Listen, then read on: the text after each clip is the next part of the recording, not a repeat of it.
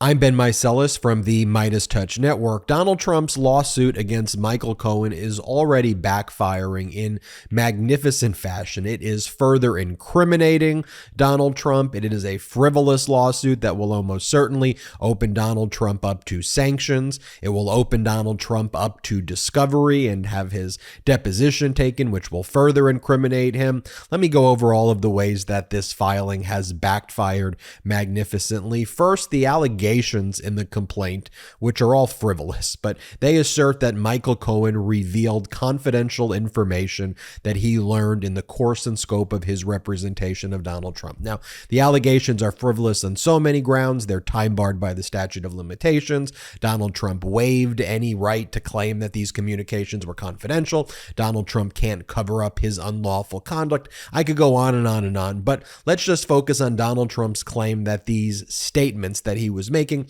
violated confidentiality. Well, therefore, Donald Trump is essentially already admitting that Michael Cohen's statements that he made to the Manhattan District Attorney, which Donald Trump were saying were confidential and you didn't have a right to reveal, Donald Trump is essentially embracing and adopting that those statements are accurate. In other words, Trump is giving additional credibility. They were always credible to begin with, but Donald Trump, who's trying to attack the credibility of Michael Cohen, undermines his own argument that Cohen lacks credibility when Donald Trump is suing Cohen on the basis of revealing confidential information if Trump is trying to claim that Cohen is saying things that are false. And if you look, for example, at page 14 of Donald Trump's ridiculous lawsuit, he makes these allegations about Michael Cohen violating his rules of professional conduct code that govern lawyers, and he talks about how Rule 1.6 prohibits an attorney, as relevant here, from knowingly revealing confidential information or using such information to the disadvantage of a client or for the advantage of the lawyer or a third person, unless the client gives informed consent. And then it goes on to say New York Rule of Professional Conduct, Rule 1.9, extends an attorney's fiduciary obligations to former clients. As relevant here, a lawyer who has formerly represented a client in a matter shall not thereafter use confidential information of the former client protected by Rule 1.6 to the disadvantage of the former client, or 2, reveal confidential information of the former client protected by Rule 1.6, except as these rules. Now, if Donald Trump wants to then make the argument, well, what Michael Cohen was saying had some truths or some things were false, well, now you've opened up the door to discovery. And because Donald Trump is the plaintiff in this action, while he may try to invoke his Fifth Amendment rights against self-incrimination the same way he has done in the New York Attorney General's civil lawsuit against him, where he goes, I plead the fifth to every single question over 400 times. If Donald Trump invokes the Fifth Amendment when Michael Cohen deposes him,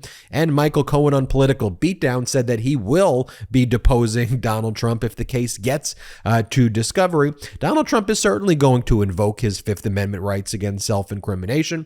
The case is going to be dismissed, and then Donald Trump will likely be sanctioned. So Donald Trump, who's tried to avoid discovery, has now opened the Pandora's box, if you will, of discovery, and he's basically handed Michael Cohen the keys to now ask Donald Trump about each and every aspect of his conduct, of Trump's conduct, that is now under criminal investigation. And so I think that Cohen will have some of the best lawyers in the country who actually stand for law and order, who are lined up to take that deposition of Donald Trump, because Donald Trump, again, now has opened the door for that by filing this ridiculous lawsuit. Additionally, Donald Trump filed it in the wrong location, and he filed it, first off, in Florida. There's really no basis for the case to be in Florida at all. And he basically said the reason it's in Florida is because Cohen does business in Florida, or Cohen transacts business. That's not sufficient to give rise to personal jurisdiction. So the case may, in fact, be dismissed on that basis. But the reason Donald Trump didn't file it in the West Palm Beach division, but filed it in the Miami division is because guess who sits in the West Palm Beach division? Judge Donald Middlebrooks. Who's Judge Donald Middlebrooks? That's the federal judge that just sanctioned Donald Trump and Alina Habba over $1 million for filing a frivolous case back in 2022. So Trump was like, I'm not even going to file it in the division where I live. I'm going to file it in Miami because Donald Trump was hoping to get a Republican judge or a judge that he appointed, the same way he got Judge Eileen Cannon on the document case, although she was humiliated by the 11th Circuit and the Supreme Court. But guess who the judge was that was ultimately assigned to this case? And it's a random assignment. Well, it's Judge Darren Gales. And Judge Darren Gales is an Obama appointee, and he was the first openly gay black federal judge. And he was confirmed in a 98-0 vote during the Obama administration. So, and Judge Gales is a no-nonsense federal judge. He's not going to go along with any of the Trump BS and the Trump delay tactics. So Trump's whole plan of filing in the Miami division, that backfired magnificently as well. So just to recap, he's further incriminated himself by filing this lawsuit in the first place by essentially admitting that these confidential communications with Cohen, that Cohen was then relaying to, let's say, the Manhattan District Attorney's Office, that those were accurate communications. That's why he's saying that Cohen breached responsibility. First off, Cohen didn't breach any responsibility at all. Donald Trump waived any rights to make any claim like that. But in any event, Donald Trump now gives a huge amount of credibility as well to Michael Cohen, who already had a massive amount of credibility. And Trump's undermined his claim of saying that Michael Cohen is not credible.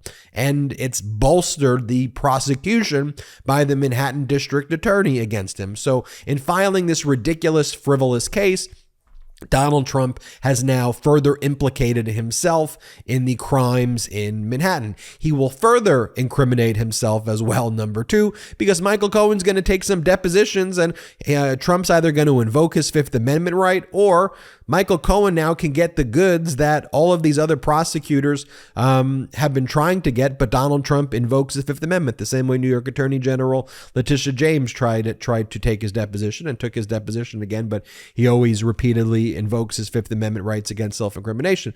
It backfired again because Donald Trump tried to get this case into a Republican-appointed judge in Miami, and he got an Obama-appointed judge.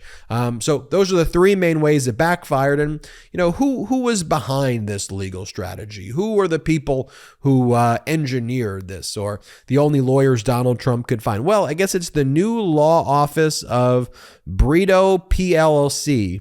Alejandro Brito, who is bragging in a press release that he has started a new Coral Gables law firm, and they just won their first appellate ruling on a garnishment of a joint bank account. So they just got their first win ever on an appellate case, and that is who Donald Trump is having represent them. This law firm, by the way, like D- lawyers, in my opinion, and that's demonstrated by the fact that they would file this ridiculous thing in the first place. They're franchise lawyers, and they're getting involved in this litigation. Also, they gave a shout out to MeidasTouch in the lawsuit as well, and there was a whole section in the lawsuit about podcasts. Apparently, Donald Trump is obsessed with the MeidasTouch network of podcasts, as well as the Michael Cohen podcast, because there was like 20 paragraphs in a section called podcasts. So we know that he's listening to these podcasts. We know that he's watching the MeidasTouch network, and so are his ridiculously abhorrent and horrible lawyers. So if you're watching this, hey, how are you? I'm Ben Meiselas from the MeidasTouch network. Hit subscribe. We're on our way to 1.5 million subscribers thanks to your incredible support. Let's get there by this summer, shall we? Hit subscribe. Also, wherever you get podcasts, subscribe to the MeidasTouch podcast on audio. Check us out there. And also, we don't take outside investors. So if you want to help grow this platform, one of the ways to do that is through our memberships at Patreon. So go to patreon.com/MeidasTouch, patreon.com/MeidasTouch, patreon.com/MeidasTouch. Check us out there. Until next time, I'm Ben Meiselas. Have a great day. Lock him up. Indictment season is upon us. Celebrate with the new Indictment Season t-shirt and v-neck exclusively at store.MeidasTouch.com.